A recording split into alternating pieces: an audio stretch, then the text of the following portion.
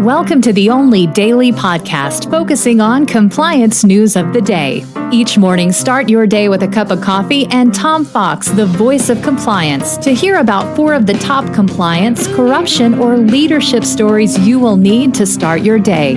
The Daily Compliance News is a production of the Compliance Podcast Network. First, a word from our sponsor.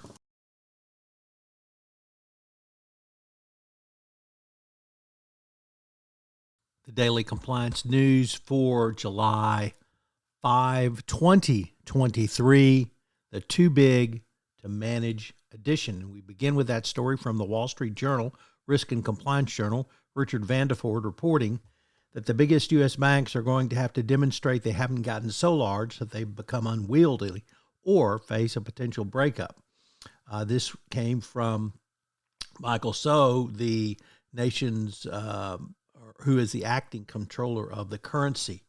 It's really interesting for this position to be taken, particularly given after what happened after the Silicon Valley Bank failure and the Republic Bank failures, where consolidation was seen as a key to stabilizing the banking industry.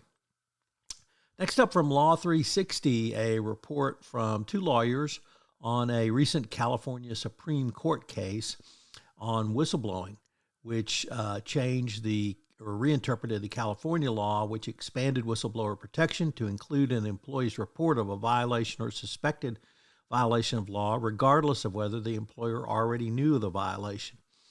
The authors believe the ruling significantly broadens whistleblower protections for California employees, and as a result, employers should strengthen reporting procedures and clearly document any incident that may lead to disciplinary action of the protected employee.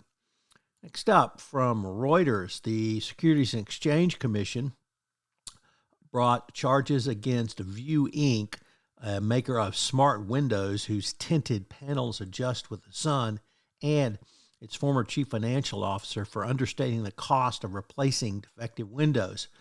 This led to a restatement. The company View won't have to pay a fine because it reported the error, took remedial action, and cooperated with the SEC. However, the former CFO, one Vidul Prakash, was charged with negligence-based fraud. So a CFO gets charged with fraud.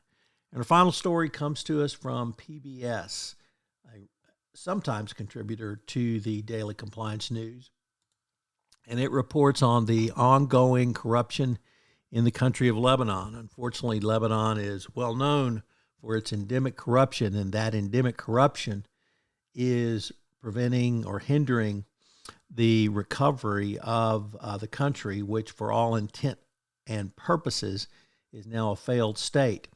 The PBS reports the government is rife with corruption and unable to care for its people who suffer chronic and crushing poverty and economic mismanagement and a banking collapse. As many listeners will recall, Lebanon was a prosperous country even after the multiple civil wars, and now it's not. The Daily Compliance News is a production of the Compliance Podcast Network and a proud member of C-Suite Radio. Thanks so much for listening. I hope you'll join me again tomorrow.